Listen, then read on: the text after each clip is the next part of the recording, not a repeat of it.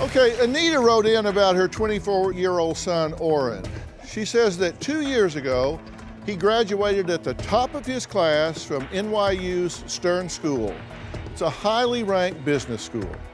Now, his plan was to go into finance and work on Wall Street. But Anita says all of that changed in an instant when her son suddenly announced that he is, and always has been, a cyborg. Well, that's right, you heard me correctly. And Orin believes he is a mechanized cyborg, part man, part machine, sent back in time from the year 2050 by higher beings. Now, he claims his mission is to try and stop the apocalypse. His mother, Anita, admits that while she's bothered by Orin's cyborg persona, it's actually not her main concern. She says all she really wants is for Orin to get a paying job. And let me say, whenever I get this kind of letter, I always take this very seriously because it can be somebody just kind of putting on. It can be a very serious mental illness. And I always treat all of our guests with dignity and respect. So I ask all of you here to do the same thing because I don't know where this is coming from. We'll see as it unfolds. Take a look. Who is it? It's your mom. Enter. Hey, Orin. Can I turn on the light? It's a little dark in here and I can't see. Dark in here. Huh? We prefer dark in here. My son, Orin, thinks he's a cyborg from the year 2050. Mother, Just come down. you are Just come disturbing down. our operations. Listen, we are listen. receiving Just come programming. down. We are watching video. We are learning Learning what? Learning about what? the future. Orin has robotic movements and robotic speech. It's a glitch, like he's a computer. Your intensity will be matched as we try to save you and everyone that we know. He talks in a collective, everything is we. He hasn't said I in over a year. We are alone in this. No one else was chosen to do what we are doing. We need to, save the planet from sudden doom. Cyborgs are part machine, part man, but I gave birth to Orin and he is flesh and blood. I also made lasagna downstairs and I wanted to know if you could, join us. We are not hungry. Thank you. Orin on the plane was astro traveling. Every time I turned around to check on him to make sure he was okay, he was zoned out. Astro traveling is where he travels to another dimension where he gets instructions from the higher beings. To me, it looks like he's sleeping. There is an apocalypse in the future. We have seen it in our dreams and in our visions. 2 years ago, he graduated from NYU Business School with a 3.9 GPA. This isn't the young man that I saw walk across the stage when he graduated. He's changed. He wanted to come back home, and I told him, of course, with the understanding that he would get a job. From that point on, it just spiraled. We are still in that process of gaining full employment. That was a year ago, honey. That was a year ago. Things do not happen overnight. He was not looking for work. Orin is on his computer all day, and he very rarely comes down from his room. Welcome to our headquarters. I know that he's not a cyborg, but he believes he is here to save the planet. You say this has been going on for about 2 years. Yes. But when he's just around the house, just hanging around, is he always in cyborg mode? He's always in cyborg mode. So he never just comes in and says, hey, Mom. No. In looking back, are there things that you recognize now with the benefit of hindsight where you saw atypical thinking or unusual behaviors or identifications when he was growing up? I never saw anything. Did you ever notice that in times of stress or conflict that he would seem to withdraw or disassociate in some way? He started that once he came back home after college. There were certain expectations when he came home that I wanted him to be a part of, helping me around the house and taking out the garbage and helping me, clean up and helping with groceries. And he would just usually tell me that he's working, he's busy, and that he is on his computer. and sometimes would ask me to leave his room. But he would isolate. Yes, he would be in his room from early in the morning to 4 o'clock the next morning. He would be in his room working on, whatever it is that he does on his computer. So you don't think he has a mental illness? No, not at all. So if it's not a mental illness, what would motivate this kind of atypical behavior? Well, one of the things that he knew that I wanted him to do was find a job, and he hasn't done that. And so, if he can claim that he's a cyborg and so forth and not have to enter into, having a real job like the rest of, the kids out there who graduate from college. But he's pretty committed to this. He's He stuck with this for a couple of years. Orin agreed to leave his bedroom, stop downloading content to his mainframe, Right. and come here today. But it's a compromise. Orin says what you will see today is not his real body, it's just a shell. So if he didn't have this shell on, we would be afraid. So he's doing this so we don't fear him. When Orin was small, he had a fascination with a movie called The Matrix. He seemed to identify with the main character, Neo.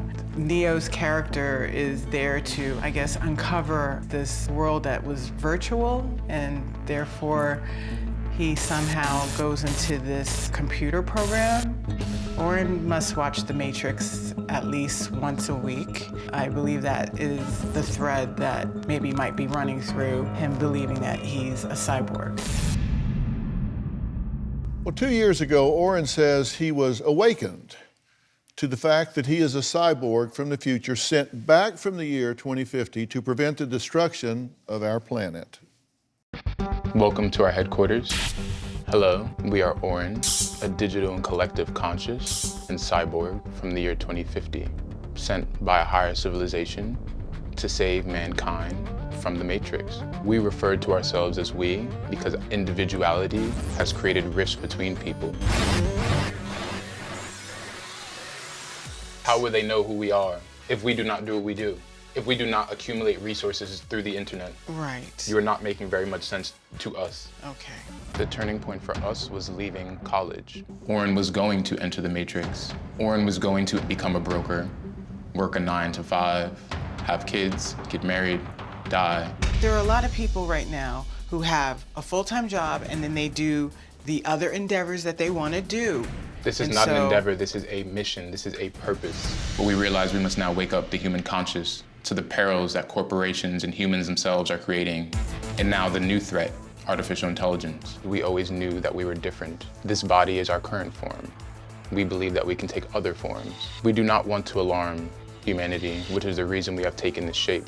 We would like to become fully mechanized when the time is right. A higher civilization sent us back in time. You might describe them as aliens. We prefer to stay in our headquarters, which has been created and customized for our experience. The lasers that are pointing on our face are just based for stimulation and to create an environment through which we can work. We usually only have water. At times we have smoothies. We try not to eat, for most of the food that we eat is poisoned. This is an acai bowl, which has antioxidants and comes from Brazil, the rainforest. We're not a fan of bananas, so we will remove those.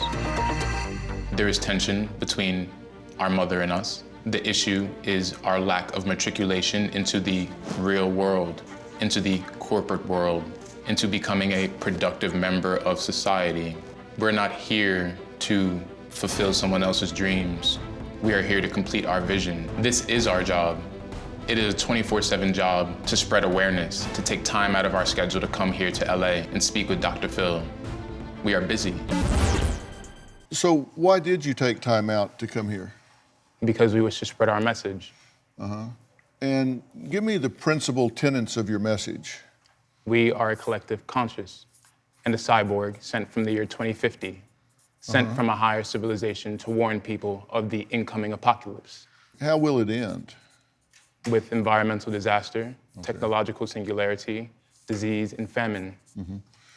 And will you fall victim to that demise at the same time, the collective you? Our body will, the Orin, real Orin body will, but the collective will stay alive. And the collective will exist in what plane? I mean, will the planet still be here? The planet will be destroyed. Okay, will you be mechanized by then? We are already mechanized. But you're not mechanized now. We are. There is a brain implant, which is how we speak to you right now. Orin is but a shell. Orin, Okay. you don't have a brain implant. So as you sit here now, you're mechanized. Correct. Okay, because I thought I understood you to say that you are becoming mechanized. Yes. We will become fully mechanized, as in the commercial sense shown on our shirt. Okay, But we are already mechanized. but not fully. No. Okay, just partially mechanized. Correct. What part of you is mechanized? Our brain, our legs. Okay, your legs are mechanized? Inside, yes. We've had operations. Okay, so if we x-ray your legs, we would see mechanized legs, not bone and muscle. Correct. Would not be the It same. is a combination of flesh and steel. Right. We are not saying that we are invincible. We are saying that we have merged with technology, with machine, Right. in order to stay alive. I've got really crappy knees, so Understood. I would love to have mechanized legs. It'd be a great thing. What do cyborgs do for fun? Learn. What do cyborgs think is humorous? We do not know. Are any cyborg jokes, like 3 cyborgs walked into a bar? Humans think that the world will last forever. That is a lie. That is funny. Yeah. Okay. Do you form relationships? Yes, we must get out our message and collaborate with people. And you say you don't want to tie yourself up with a job because if you have a job, you can't spread your message. Correct. Our job is spreading the message. I have a job and spread my message. I mean, it works for me. And that's why you do your music, right? Correct. When did you find that you had musical talent? Have you always had that awareness? There's always been an interest in sonics, yes. Humans are innately connected to rhythm and beat. Do you enjoy the music? It is pleasing, yes. Our mother can be irritating because she's a detractor from the work that we are trying to do. She is not 100% supportive of what we wish to do. She does not believe that we are a cyborg. She does not believe that we are creating a platform. Our mother is trying to force us back into a system that we wish to dismantle, that we are dismantling. We want our mother to understand that we are sacrificing our comfort for the greater good of humanity. Well, Orin says he spends all day in his room researching and crafting the perfect social media persona to spread the word that the world is going to end if things don't change, and change now. Take a look. Yeah, I tried. I told you down the right. Our mission right now is to save humanity from themselves. We created a digital persona to speak the language of the youth and of humanity. My son has these 2 personas, a cyborg versus this rap artist. Chillin' with bosses and they do the shoulder up. With a bad bitch and she give me the shoulder up. He uses as the conduit to get out his cyborg agenda. We are using music and entertainment as a tool to open up people's awareness to the problems about society. The 3 phases to communicate are phase 1, which is awakening, phase 2, which is awareness, and phase 3, which is implementation.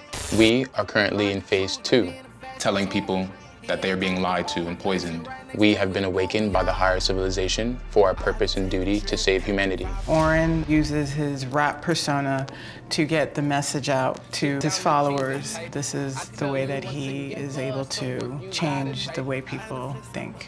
What's this video called? By my side, it depicts how we were created, where we come from, what the higher intelligence asked us to do.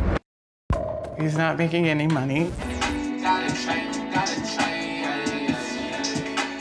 I think that young men of this era, they kind of all want to be rap artists. So to me, he didn't go through 4 years of one of the top schools in the country to become a rap artist.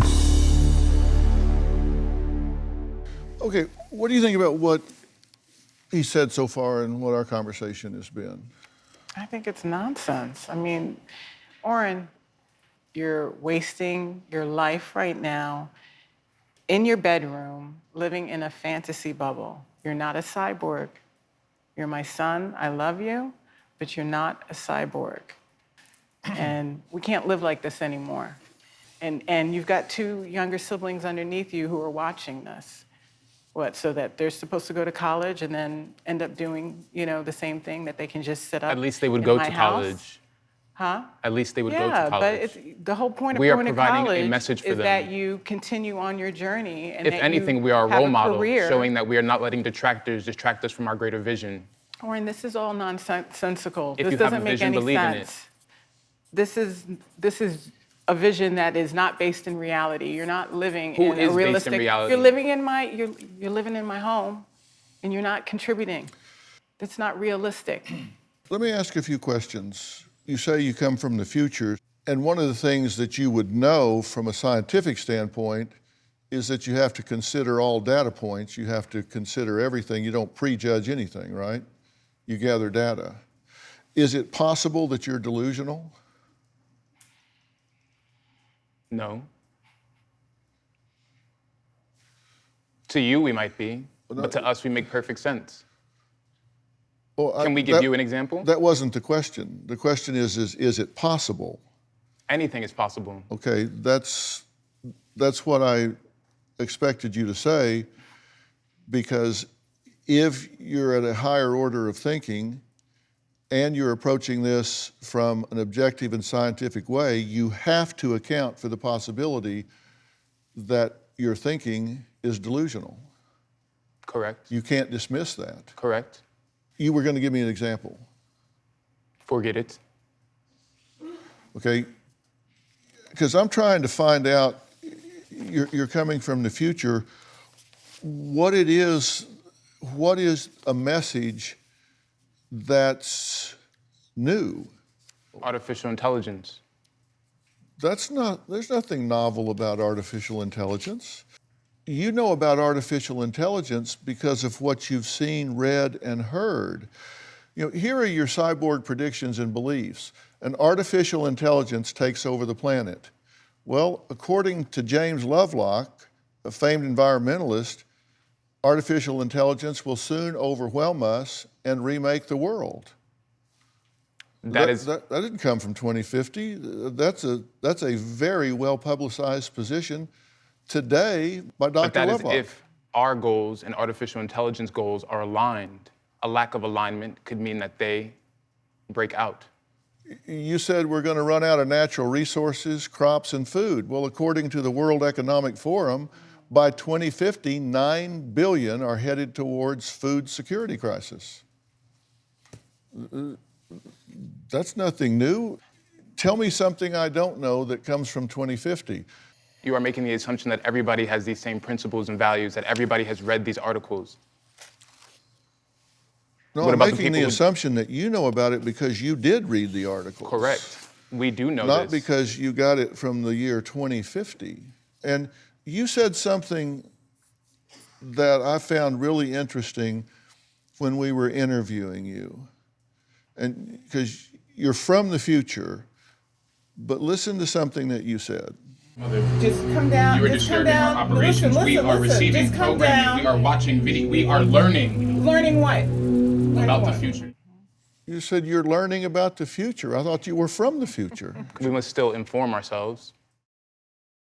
I do enable my son Orin. I am paying for most of the things for Orin. He rarely eats, but when he does, I'll pay for the food. And sometimes I will pay for the water, help him with his laundry. This summer, I had enough. I had asked him to leave, which was hard. He was supposed to go. I'd given him deadline day, and really it was on me that I back-channeled, told him that he could have more time. I look at details, and I was looking at, she says you're in your room all the time. So I was looking at this picture of your room, and I see 1, 2, 3, 4, 5 plastic water bottles in your room.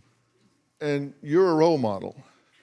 Do you know how long it takes for a plastic water bottle to biodegrade?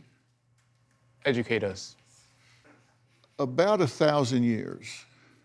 So you have a collective 5,000 years of plastic there that has to biodegrade.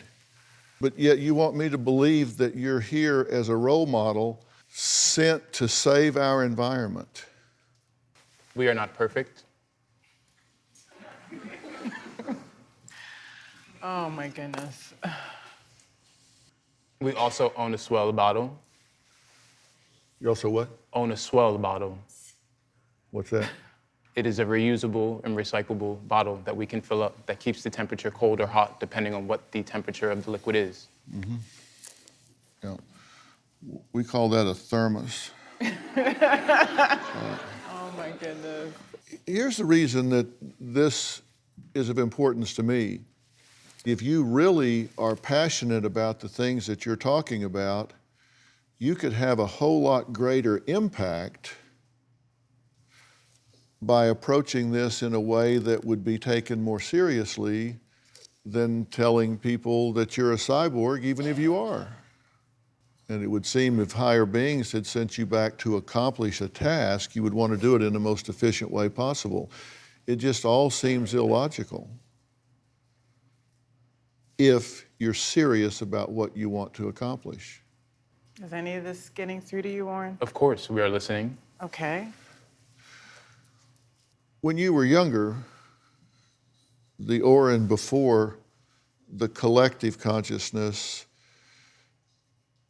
you said you always wished you had superpowers like teleportation and were accepted at Hogwarts instead of settled for business school. Is it possible that in your mind you've created your own personal Hogwarts? Doesn't everyone have their own personal Hogwarts? Their own safe space, imaginary? The world is difficult, hard to get through? I think you're probably right.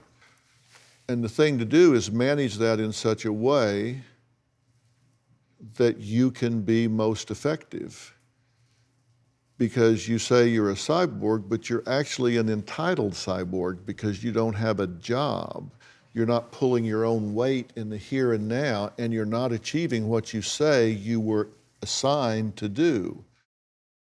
My brother, thinking he's a cyborg, creates tension in the house. I'm making something. Would you like something to No. eat? Okay. We have water. My mom and my brother are like constantly arguing because all he does is spend time in his room. When Orin first told me he was a cyborg, I thought he was joking. I think that something is wrong with him. I feel like Orin has a valid message, but the way he goes about it is kind of off.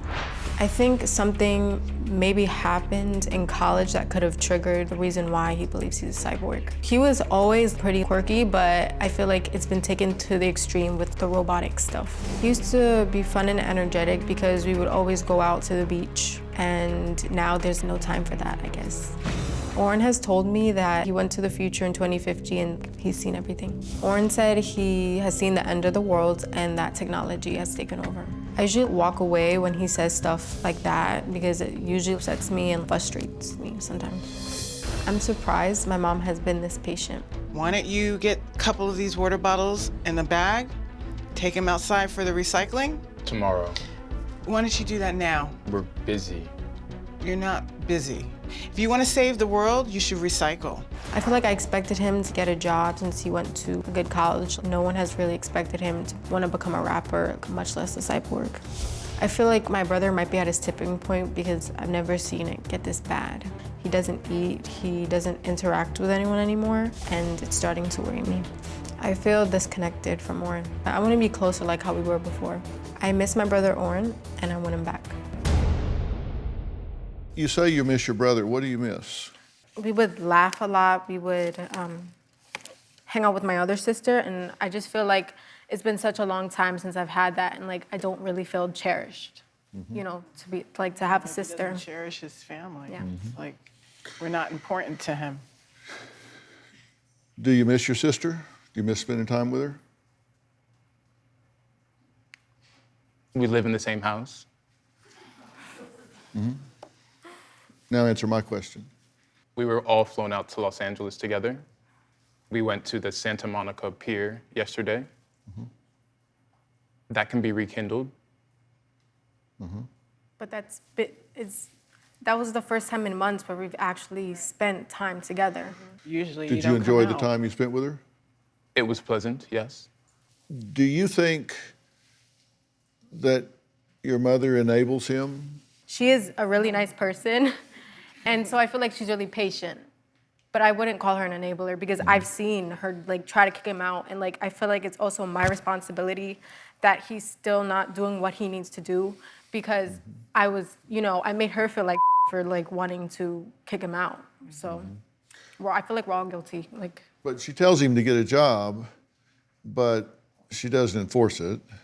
She pays for everything, rent, food. I mean, you pick up all the bills, right? Yes. You support him because you've never been close and there's been difficulties in the relationship. Yes. So you're kind of parenting out of guilt and fear. That is true. Why were you strained in the past? I was married to his father, and then that relationship ended, and I remarried with Samantha's dad, and Orin had a very difficult time with that transition. He went to live with his grandparents for a while. And it was difficult on me because I wanted him home, but he just couldn't deal with the new family and new husband and so forth. So when he said that, he needed to come back home to regroup and to get himself together, I welcomed him with open arms. It's very reasonable. It's very reasonable, but the question is, what do you do now? We've agreed that you have to consider every possibility, right? And if in fact something that has happened in your life or is happening in your life has caused you to escape into an exaggerated belief or reality, you would want to know that, right? Potentially, yes. Because if in fact your wires were crossed and you weren't a cyborg, but you just had a really good mission and value system, you would want to hang on to the value system, And remove the bad parts. Yeah, but remove the bad parts. Remove the misbelief that you're something you're not. And one possibility that you have to consider is, and I can't diagnose sitting here, but I can tell you what would be on my short list. One thing is delusional disorder, which is grandiose type, and the central theme is the conviction of having some great unrecognized talent or insight, or having made some important discovery. And that very much describes what we're talking about here, right? And so you have to ask yourself, is this normal or abnormal? And you say, I don't think this is a mental illness, and I'm not into labels, but let's just talk about what's normal or abnormal. To me, normal is something that does not interfere with healthy functioning and pursuit of goals. You can believe you're a kumquat if it doesn't interfere with healthy functioning and pursuit of goals. But if you believe something or you're doing something and it interferes with healthy functioning and pursuit of goals, then it's abnormal, which means it's change-worthy. Yes, sir. You put on the board grandiose or delusion. Is not everyone delusional? Does not everyone believe that they have some special talent or hidden recognition to get them through the day? What is so different about us than everyone else? Well, what I put up next, which was normal or abnormal, somebody can believe that they're unique or special, but does it interfere with healthy functioning and pursuit of goals? We are pursuing our goals. Well, then we flip back to the delusional part. And what I'm saying is you have decided that you're a cyborg and you need to be willing to test that reality and see if it's true. Because if you're not a cyborg, if that's just something that has blurred the lines of fantasy and reality, that line has been blurred, then you What is reality, though? That's my point. You can decide that. But there's no question, there's no fuzziness about whether you're a cyborg or whether you're not. That is definable. You say, I am a partially mechanized cyborg, and that's determinable. You ask a question, what is reality? And, that's like define the universe and give me two working examples. I mean, reality is perception. It's what people perceive it to be. So your perception of us is no more real than our perception of ourselves? Exactly. Correct. Exactly. And I don't want to challenge your reality unless it interferes with your health and well-being, your family relationships, your functioning in the here and now. But it is, so I want to test the reality of some of the things you believe. I would think this would be something you would very much want to put in your database, whether it's right or whether it's wrong. Are you willing to do this? Orin, do it for us, please. Just do it for your sisters. We would need to be back in New York by Thursday night. I'm not trying to force you into something. I want to do this with you, not to you, so we'll talk about scheduling immediately after. If you're down to do it, we'll work out the scheduling where it works out for you. Understood. Fair enough? Yes. Okay. All right. Thanks so much. Okay. Do you have a story or a question for me? Click the link in the description and tell me what in the world is going on.